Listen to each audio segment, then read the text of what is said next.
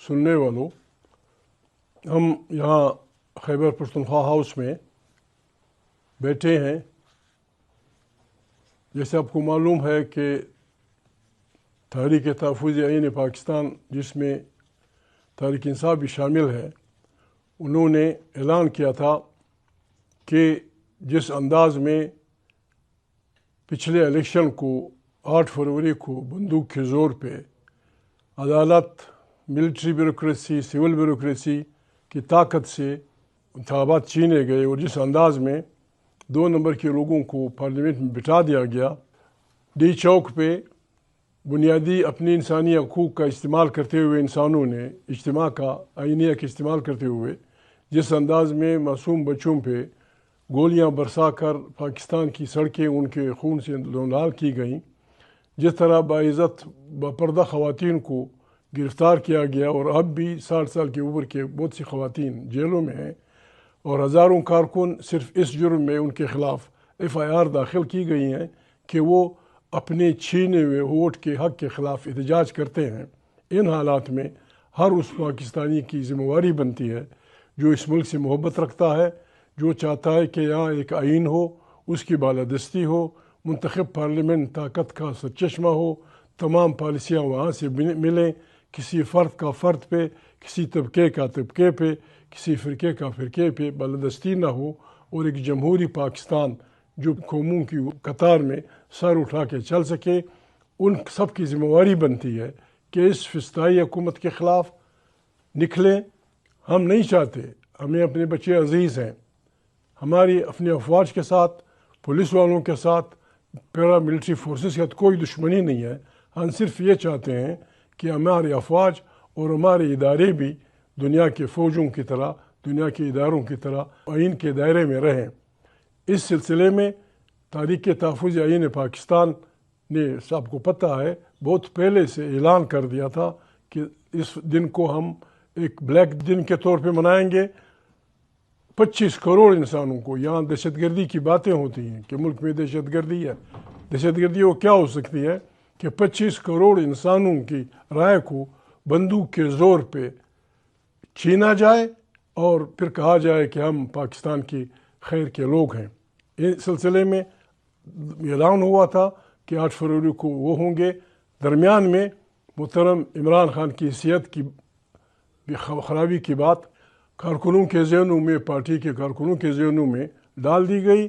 ہم اس کو اپنے مقاصد سے ڈائیورشن سمجھتے ہیں۔ عمران خان عام آدمی نہیں ہے، عمران خان 25 کروڑ انسانوں میں سب سے پاپولر لیڈر ہے۔ وہ اس وقت سرکار کی پرپٹی ہے۔ عمران کو کوئی نقصان ہوا، اس کی ذمہ دار پاکستان کی تمام سرکار ہوگی، ملٹری اینڈ سول۔ ایسی کوئی غلطی کوئی نہیں کر سکتا۔ ہمیں عمران خان کی صحت کا ضرور خیال ہے۔ میں دعوے سے کہتا ہوں کہ عمران خان کی صحت اتنی خراب نہیں ہے جس طرح پروپیگنڈا کیا گیا ہے۔ ہم اس کی ذمہ داری لیں گے۔ اصل میں ہمیں اصلی اس سے ہٹایا جا رہا ہے۔ میں ریکویسٹ کرتا ہوں تحریک تحفظ آئین پاکستان کی تمام پارٹیوں اور بالخصوص عمران خان کی پارٹی تحریک انصاف کو، جن کے علاقوں کارکن ہیں، وہ مہربانی کریں، اپنی اس مشن سے پیچھے نہ ہٹیں۔ آج سے تمام عمران خان کی پارٹی کے کارکنوں کو، جس علاقے کے وہ رہنے والے ہیں، جس بازار کے وہ رہنے والے ہیں، فرام ساؤتھ ٹو ایسٹ، مغرب سے لے کر مشرق تک، تمام بازاروں میں ہم نکلیں۔ ہم نے نہ کسی کو گالی دینی ہے، نہ کسی کو پتھر مارنا ہے، نہ ہم نے بچے کسی سے مروانے ہیں۔ ہم دکاندار کے پاس جائیں گے کہ بھائی یہ فسطائی حکومت، نہ ہمیں آپ سے چندہ چاہیے، نہ ہم آپ کو کسی سے لڑانا چاہتے ہیں۔ اس فسطائی حکومت کے خلاف ہمارے ساتھ ایک تعاون کریں۔ اپنے اس ووٹ کا، جو آپ کا ووٹ چھینا گیا ہے 25 کروڑ انسانوں کا، اس کے اظہار نارضائیگی کے لیے 8 فروری کو دکان بند کریں۔ ہمیں اپنے اپنے بازاروں میں کمیٹیاں بنا کے تمام تنظیموں سے، باربر تنظیموں سے، نان بھائی تنظیموں سے، ٹرانسپورٹ تنظیموں سے ملنا چاہیے، اور سب کو یہ ریکویسٹ کرنی چاہیے کہ وہ اس جنگ میں ہمارے ساتھ شریک ہوں۔ اس جنگ کا سلوگن ہے، ہم ظلم کے خلاف نکلے ہیں، آؤ ہمارا ساتھ دو۔ محترم سہیل جس انداز میں اپنے صوبے میں اپنے صوبے کے باہر ایک عوامی ابھار پیدا کرنے کے لیے لگے ہوئے ہیں. سندھ کا دورہ کیا، پنجاب کا کیا، اور اپنے صوبے میں اس کے طول و عرض میں پھر رہے ہیں. یہ کام ان کے ساتھ ان کے ایم پی ایز اور ایم این ایز بھی کر رہے ہیں. لیکن تحریک انصاف کے کارکنوں کی توجہ اس طرف کم ہے کہ کس طرح ہم نے 8 فروری کے دن کو کامیاب بنانا ہے. آج سے وزیر اعلیٰ صاحب بھی، ان کے اکابرین بھی اپنے کارکنوں کو ہدایت کر دیں گے. کل یا پرسوں پاکستان کی اگر ہم کام کریں، کل یا پرسوں پاکستان کی جاسوسی اداروں کی رپورٹنگ یہ ہونی چاہیے کہ پاکستان کے طول و عرض میں from north to south, from west to east سارے لوگ لگے ہوئے ہیں کہ دکان بند رکھو، ٹریفک بند رکھو. انشاءاللہ بہترین وہ ہوگا. 8 فروری رات کو مشربردار جلوس ہوں گے.